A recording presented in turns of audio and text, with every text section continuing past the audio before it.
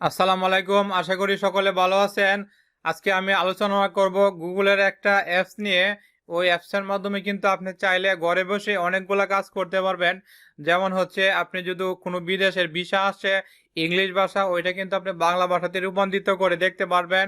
অথবা দেখা যাচ্ছে আপনার ইংলিশ যদি কোনো ভিসা আসে, তাও কিন্তু আপনি বাংলা ভাষাতে করে দেখতে পারবেন, বা বিশ্বের যে কোনো ভাষাকে কিন্তু আপনি বাংলা ভাষাতে রূপান্তরিত করতে পারবেন। তো আরেকটা বিষয় হচ্ছে, আমরা যখন আত্মীয় স্বজনের বাসাতে বেড়াতে যাই, বেড়াতে গেলে যখন আমাদের সামনে এমন কোনো কিছু একটা প্রোডাক্ট আমাদের চয়েস হয়, চয়েস হলে কিন্তু আমরা ওই কোম্পানির নাম বা কোথা থেকে আনছে ওইগুলা কিন্তু আমরা জিজ্ঞেস করতে পারি না। তো আপনি যদি একটা প্রোডাক্টের ছবি তুলে আপনি ওই অ্যাপস থেকে দেন, তাহলে কিন্তু ওই প্রোডাক্টটা কোথায় পাওয়া যাবে বিস্তারিত ইনফরমেশন কিন্তু আপনি ওই অ্যাপস থেকে পাবেন। সো আরেকটা বিষয় হচ্ছে, আমার হাতে কিন্তু আরেকটা প্রোডাক্ট আছে, এটার পিছনে কিন্তু অনেকগুলা ইংলিশ তারপরে আপনার চায়না লেখা আছে।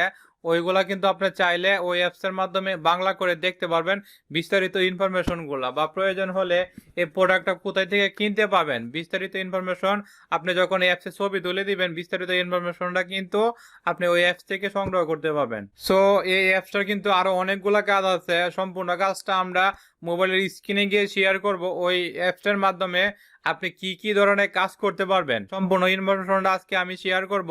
সো আপনারা যারা আমাদের চ্যানেলে নতুন, তারা অবশ্যই আমাদের এই চ্যানেলটা সাবস্ক্রাইব করে নেবেন, লাইক কমেন্ট শেয়ার করবেন। কোনো সাবজেক্ট যদি বুঝতে সমস্যা হয় অবশ্যই কমেন্ট করে জানাবেন। চলেন আমরা মোবাইল স্ক্রিনে চলে যাই, ওইখানে গিয়ে আমরা শেয়ার করব গুগলের একটা অ্যাপসের মাধ্যমে আপনি চাইলে অনেকগুলা কাজ কিন্তু একদম ইজি ভাবে করতে পারবেন।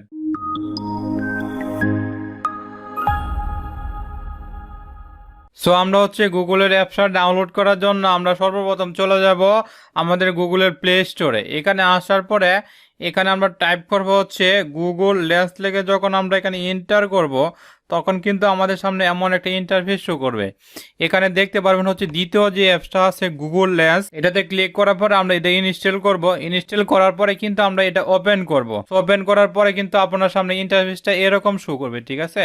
এখন যদি আমি কোনো বাংলা ভাষাকে ইংলিশ করতে চাই, তার জন্য আমাকে ক্লিক করতে হবে এখানে ট্রান্সলেটে, ঠিক আছে। আমরা যখন ট্রান্সলেটের মধ্যে ক্লিক দিব তখন কিন্তু আমাদের সামনে এমন একটা ইন্টারফেস শো করবে। তো এখানে আপনি যে ভাষাটা দেখতে পাচ্ছেন বাংলা, এটা কিন্তু বাংলা থাকবে না, এটা কিন্তু প্রথম অবস্থা আপনি ইংলিশ থাকবে, ঠিক আছে। সো আমরা এটা বাংলা করার জন্য আমরা একটু নিচে চলে যাব। নিচে চলে যাওয়ার পরে এখানে আমরা যখন বাংলাতে ক্লিক দিব তখন কিন্তু আমাদের বাংলা ফাইলটা ডাউনলোড হবে, ঠিক আছে।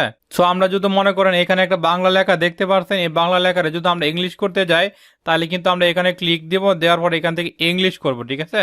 তারপরে কিন্তু আমরা এখানে যে ভাষাটা বর্তমানে দেখতে পাচ্ছেন এটা কিন্তু বাংলা ভাষা ছিল, এখন কিন্তু ইংলিশে শো করতেছে, ঠিক আছে।